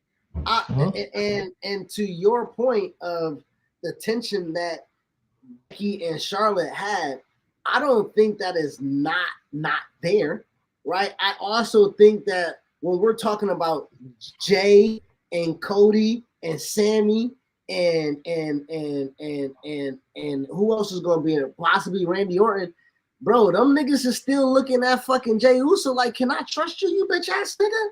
You know what I'm saying? I don't even think that Becky and Charlotte got that element though. I'll give me 1 second. Let me take this call. You go solo. I'll be right back.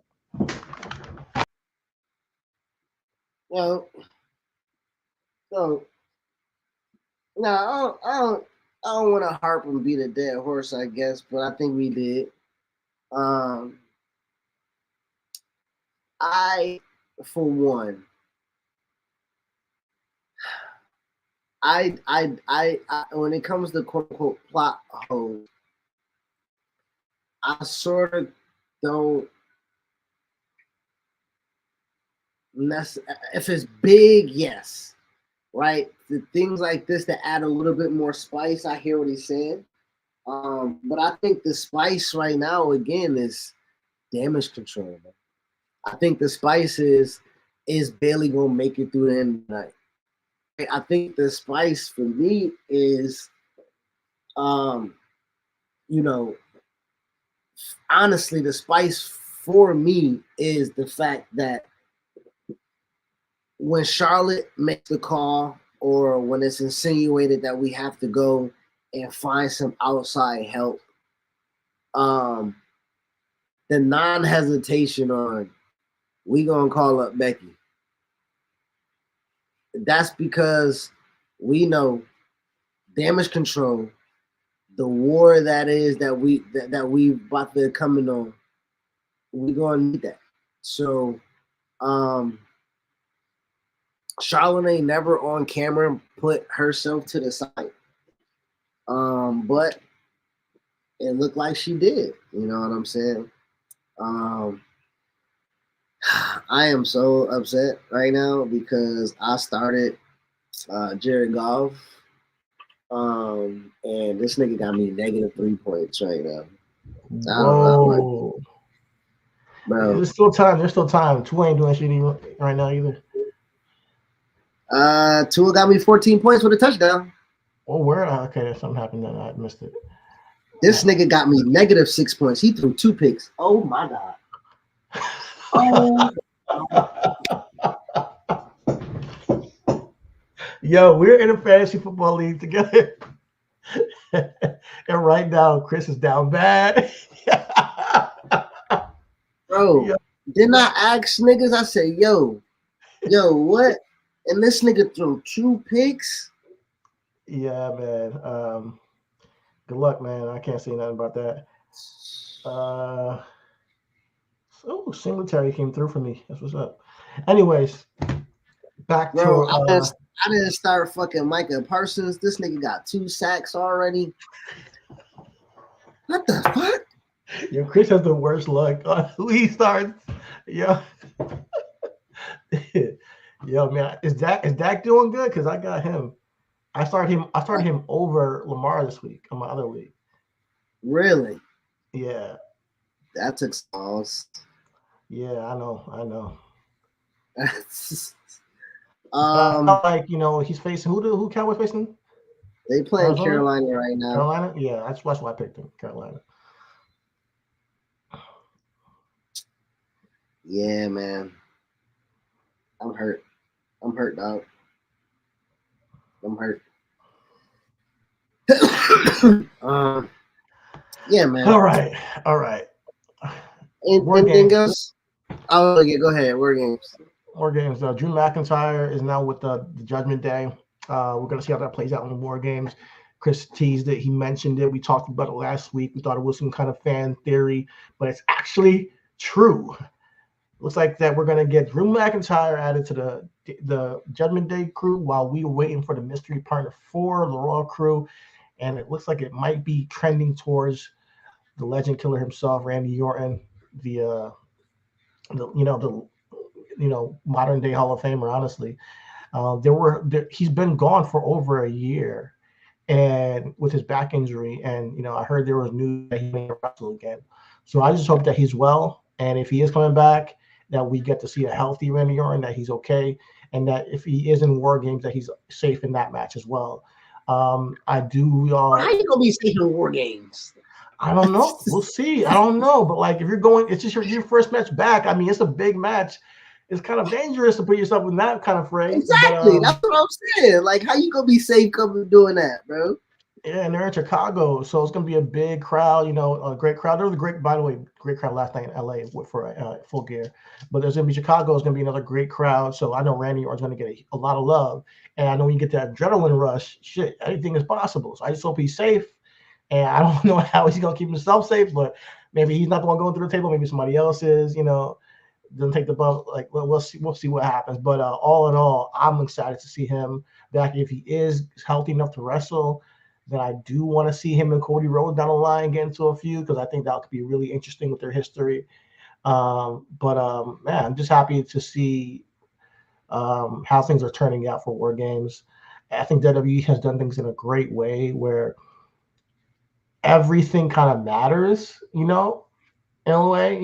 It's really crazy. Like, everything kind of matters, So, Gunther, he's already saying like, yo, listen, I'm all growing this Intercontinental Championship already. Like, he's already ready for the Royal Rumble. He wants to win that joint. He's done. So, like, everything has prestige, and I wanted to talk about before we get out of here. With WWE, bringing back Randy Orton, he's a great talent. We all know that. They just had Edge earlier this year, who then left, went to AEW. AEW signing Will Ospreay, WWE's bringing in Jade Cargill. It's a really great ecosystem right now where I'm like, yo, if you love wrestling, there is so much talent that people can do things with. Like, there's so many stars that are to be made right now. And I think what AEW capitalized off of, which I think was incredibly smart, was that buzz with New Japan, and then creating that buzz here, harnessing all the talent that and kind of making a conglomerate with a bunch of indie wrestlers who have potential, like the MJF, Sammy Guevara's, Orange Cassidy's, to create an original company. And then with WWE, getting Jade Cargill coming over, and you relying on old talents like Brock Lesnar, Randy Orton, Edge, and at the same time building up the new talent like we see with LA Knight that they've got. It's really crazy how anything is possible if you can really use the talent the right way. And I think that both companies have had hits and misses. And my grand scheme argument is that there is genuine competition if WWE cannot get those talent away from AEW. As far as, hey, you got to see Will Ospreay at AEW now. Like, I think it was such a smart move by their part, because I'm like, yo, Seth Rollins, Will Ospreay, I want to see them, at WrestleMania, all that shit. They're like, no, we're paying for him. They paid them the money. He already announced it early. He can't arrive until next year because he's finishing up with New Japan. But shit, Tony Khan locked them in, and I'm not so sure, not sure that Tony Khan hasn't already locked in MJF too. So that's why I'm looking at like, yo, Tony Khan is willing and dealing. He knows how important it is to not only bring in talent that people love, but hold on to the talent that he has. So I don't think we're going to see a big Jade Cargill shift until maybe when Ricky Starks leaves. I think MJF is staying with AEW. And with that being said, the runway for AEW is a lot more strong next year than it would have been, as well as WWE already has a ton of talent that we can see interchange in the main event scene. So I'm excited going forward. It just all that matters, all that we're worried about now is how you utilize it. That's going to tell the difference of me watching AEW over something else or me watching WWE is how you utilize that talent. Do you pull the trigger when people are hot? Do you know people are hot when they're hot? Are you able to recognize it and then do something interesting with that and get over young talent at the same time? You got Edge in AEW. You got to use him right because he does have cachet, but he cannot do like Ric Flair. I don't know how much he's going to give you like to get somebody over at his age. Edge can do that, but you got to use him right. It can't be a thing where we're seeing Edge versus Chris Jericho one day. Like I don't want to see. You got to use him the right way to get over like a Swerve, like I mentioned before. And then when Edge versus Swerve Strickland in a one-on-one, feud, I'm there. Like I want to see what that looks like. So that's how you can elevate talent and keep them relevant. That's why I'm so concerned with the whole Kenny Omega Chris Jericho tag team thing. Maybe they can get over a tag team together, but I'm not really interested in how you're utilizing somebody with that cachet. WWE, Randy Orton coming back, utilizing his cachet for the War Games match in Chicago. But after that, how are you going to then use him in his state right now in his career to elevate talent? How are you going to utilize Jade Cargill? Is she going to be a hit? She can be boom or bust. I think it's money. You cannot fuck this up. So I'm curious to see how things play out going into the next year on how we utilize our talent. And I just want to just, leave that on to you because I think it's a great opportunity right now for both companies to get some headway. I mean, we've been here for a while though. I know you wanted to get that off, and you know what I'm saying. But we've been here for a while, where both companies have an exorbitant amount of talent. So nothing really has even changed. Yeah. Outside, even when Cody left, like 2 years ago, right? We was at Mania in Dallas, and when the EVP when an integral part of the company left to go back to WWE,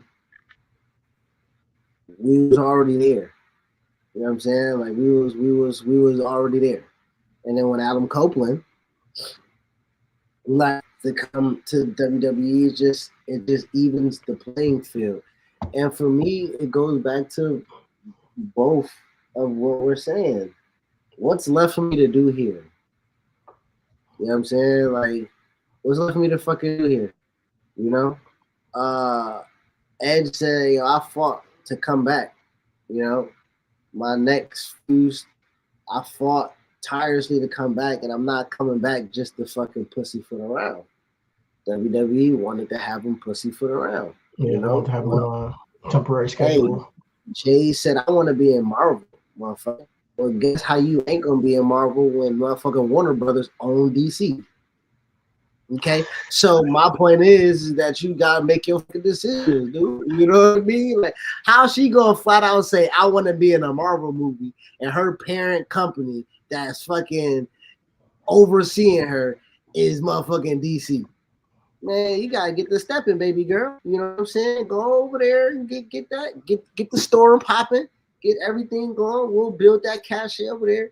I think realistically, we about talent, man. At the end of the day, first and foremost,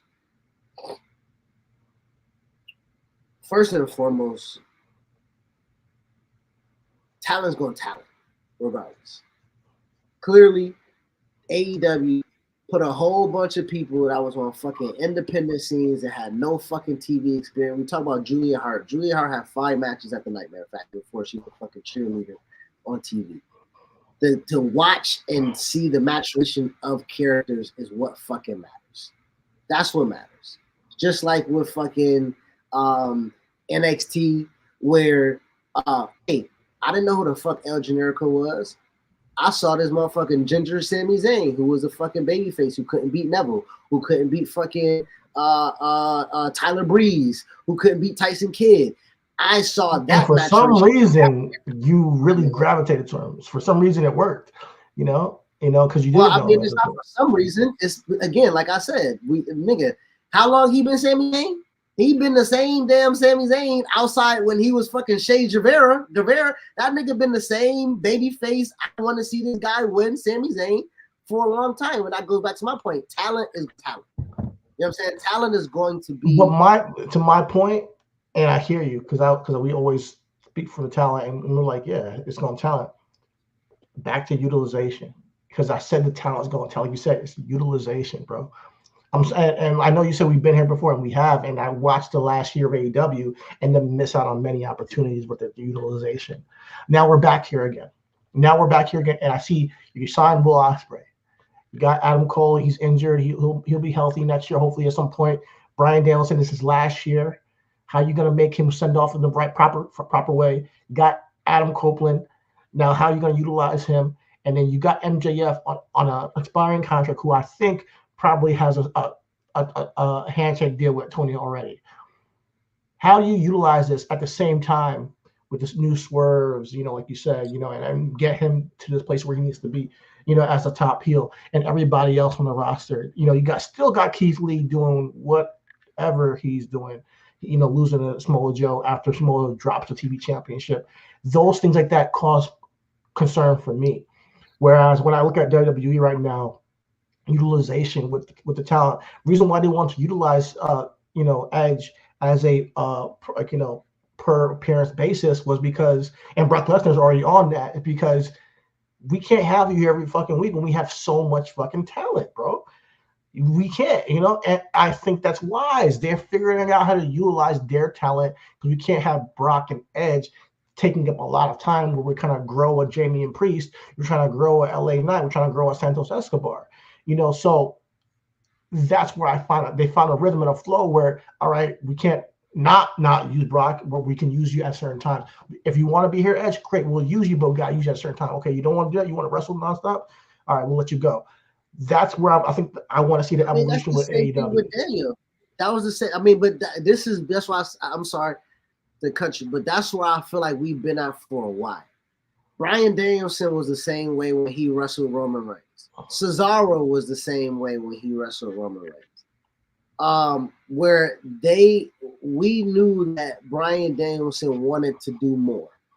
WWE was not going to allow him to do more. You want to do what you want to do under our umbrella, you do what you do under our umbrella. You want to go under another umbrella, then shit, go get that umbrella. I think the utilization was fine because, nigga, we still had you in a WrestleMania main event. You know what I'm saying? Like, we still had you at the tippy top spot with our tippy top guy. And you're speaking to what I'm saying, because I agree with that. That works. And WWE has found a rhythm with their system that's working a lot. Because I don't ever see somebody put in a spot where I'm like, I don't like that. Like that's come a long time ago. Like WWE would constantly miss opportunities back in the day. Constantly miss opportunities. Constantly book somebody way too strong or way too soft that we like, hey, you get. I think everybody's flowing in a real good spot right now. I don't think AEW has found that rhythm, and that's what I'm saying. I know we've been there with AEW too. There's a lot of talent. Talent's got talent, like you said. The utilization of a Jay White, the utilization was, these guys going forward. I'm kind of trying to say manifesting AEW having a great 2024. Now you got your main stars. You got new stars coming in. Will Ospreay. You got people like Dolph Ziggler that probably will show up next year. Listen, how do you utilize all this talent and get them in the right position on the card so that everybody's elevating? Even Roman right now, he's in a perfect spot on the card because he's not on TV all the time, and he's a champion. I don't know how WWE did it, but they're doing it, and it's working. SmackDown ain't missing. So that's what. It's not the same, but they ain't missing him, man. We've been interested in SmackDown the past 2 weeks. They really ain't missing him. Because because of Roman's story. Like that's what I'm trying. Like that's still an element there. Like in the storytelling that goes back to like, you know what I mean. Even though he's not there, he's still the focal point of the storytelling. So and even with that, Roman, when it's announced that Roman's on SmackDown, bro, it's appointment television. You know what I'm saying? Absolutely. It's appointment television to see who's next. You know what I mean? With AEW, to your point, and I guess we can, the utilization of what you're saying, MJF's championship reign for this past year. What has they done in the past year? Well, they grew the Acclaim. They grew the Acclaim astronomically. They are out the door with tag team and trios. They really rehabilitated House of Black, which we was complaining about early. They rehabilitated them. Hangman Page rehabilitated himself. Swerve has rehabilitated himself. I know Swerve has been. Swerve never stopped. Swerve has always been on an upward trajectory, which I can. Well, we was confused as to why him and Keith Lee were champions, and why him and Keith Lee broke up, and why him and Keith Lee ain't have a fucking match. Like there have been a little. You're right. There's been some hiccups. Plot holes, my nigga. You know what I'm saying? Yeah, you're right. There've been some plot holes with Swerve, but again, when we look at the grand majority of it all, we see Swerve in a good spot.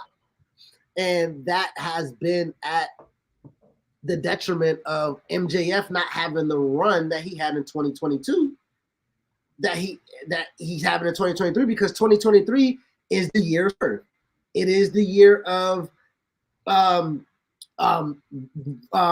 Orange Cassidy, right? Like a nigga that I had no fucking get this nigga out the way, right? Yo, Adam Cole had a match with him. You were fucking tight. I was livid. I was livid. I'm like, why is Adam Cole coming back? He wrestled Jungle Boy and Orange Cassidy, and you want to say he the big guy? He a big dog, nigga? I was tight. Because again, Bryan Danielson came in, and what did he do? He had a match with Kenny Omega. We were saying, holy shit, before they even locked up. He didn't have a fucking championship match with Adam Page. We like, oh shit. You know what I'm saying? So like, at the end of the day, man, you know, at the end of the day, these niggas, yeah, let's end the year off right.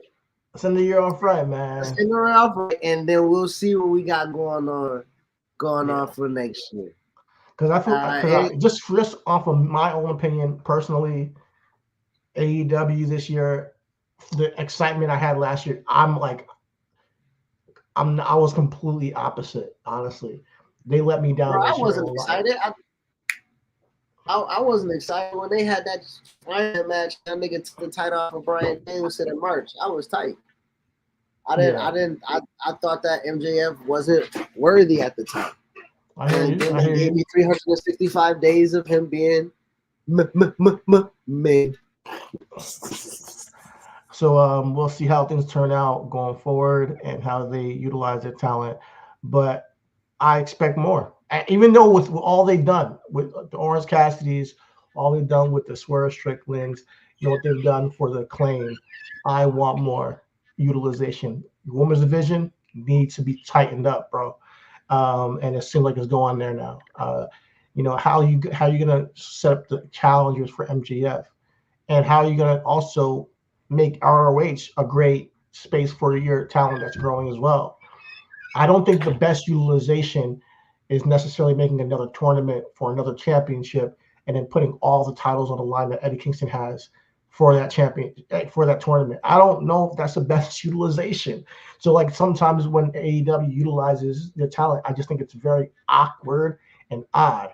Because one, you don't need another championship for God's sake, a continental and an international championship. It doesn't make much sense to me. It's a triple crown. It's a triple crown.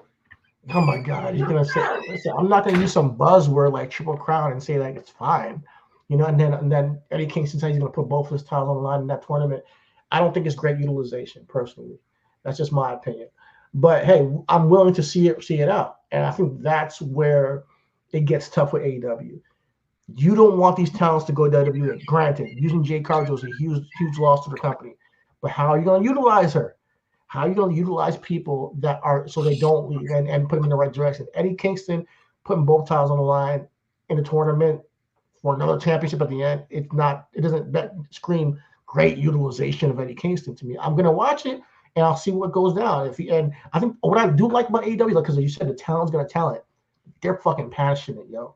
I believe people, man. I believe that they're there and they want to wrestle and they want to put on a great performance. Those talents are going to talent, but the utilization they have you put in the best position, like Swerve and Hangman were this past weekend, to create magic. And I think that's all I'm asking for going forward.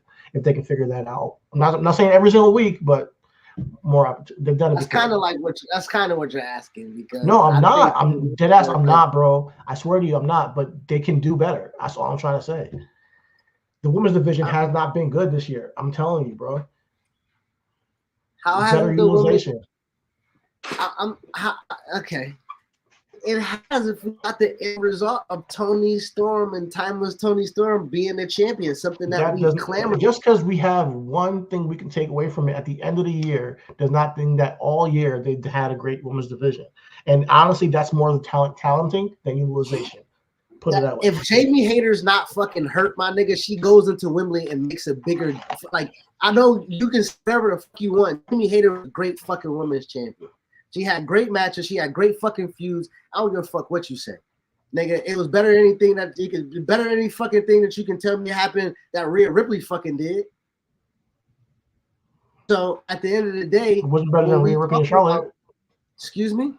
It wasn't better than Rhea Ripley and Charlotte at WrestleMania, was it? Nothing she did was as good as that. What was better than Rhea Ripley and Charlotte at WrestleMania? Nothing that Jamie Hayter did. Nothing. Okay. All right. Listen, Eddie Kingston is unifying the championships. They're creating a Triple Crown championship that, again, matters to people that it matters to. Okay. Big Van Vader is fucking in New Japan and he got a beer in his hand with 3 championships, my nigga. That's the fucking imagery that they're going for when they create a Triple Crown, you know. Oh, imagery. We're doing it for imagery now. Oh, great. All I'm talking about is utilization. I don't fuck that was utilization. That is utilization. Fucking imagery, man. Fuck that shit, man. I don't need a nigga holding 1 billion titles to say, okay, this guy is over. You know, I know over when I see it. But hey, it is what it is. Anything else, other than that, if Okada has the buzzes of WWE trying to go get Okada now, because I think the Will Ospreay thing fell through. If they try to pull him, great. But hey, man, Okada's about to leave NJPW. If he goes to, once again, utilization, man. You got to utilize these guys right. Listen, man, it's an interesting space we're in. I think it's going to be interesting to see how things unfold with AEW over next year. This year, in my opinion, wasn't spectacular for me, but I understand for a lot of people, they had a great year. And for them, I would say by their own standards, they had a great year as well. But I was way more interested in some of the angles they had last year than they did this year. And that's all I'm going to say. Utilization. Other than that, that's all I have for y'all today. What else? You there? I'm about to close the show, bro. He just walked up.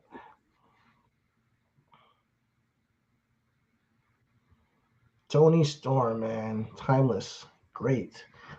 Look at this image, yo.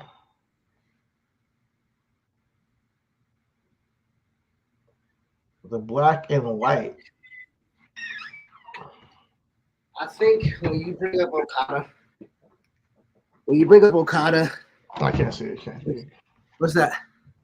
Timeless Toni Storm. The image of her in black and white and everything around her is in color. It was just a really good image. You gotta send it to me. You know I can't see it with your blurred visual in the back. Yeah, gonna make it blurry. No, I was saying. Yeah, you're right. All I was saying all I was saying again with the Eddie Kingston point and the Okada point and the talent and the utilization point is what the fuck Okada gonna do in WWE? Like, what's the utilization of Okada there? You know what I'm saying? It's like the utilization of Will Ospreay in WWE. You know what I'm saying? Like, what is the fucking ceiling? You know? I think when we talk about that as a point of contention as to utilizing talent better, as you say, I'm not asking them to do it every week. My thing will be is that, well, if they aren't doing it every week, they're getting shitted on and criticized. And when they do it, we be like, well, it took you long enough. So I just don't know, you know. I don't necessarily know, you know. But I think my guy lost again, man. So where he at? Are you here? Yo, Yeah. before we get out of here, I think you're crazy if you can't see how WWE can utilize Will Ospreay or Okada. That is blasphemy. It's not, but go ahead.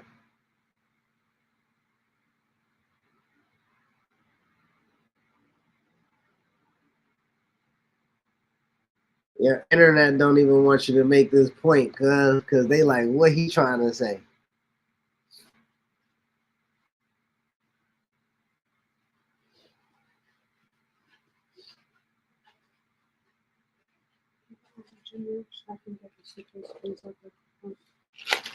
For what Christian that was? If you go in the house, put this in the house.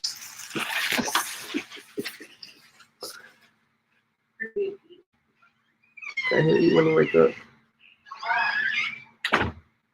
Yo.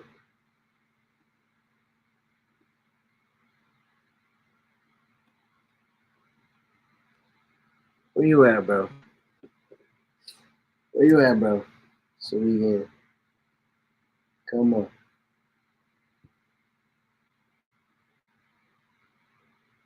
We've been at it for about 2 hours. Didn't think we was gonna do it that long. Pause.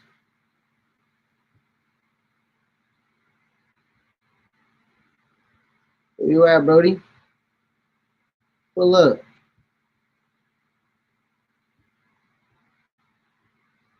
Alright.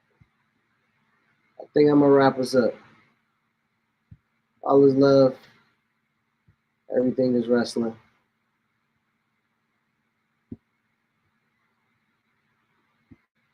Peace.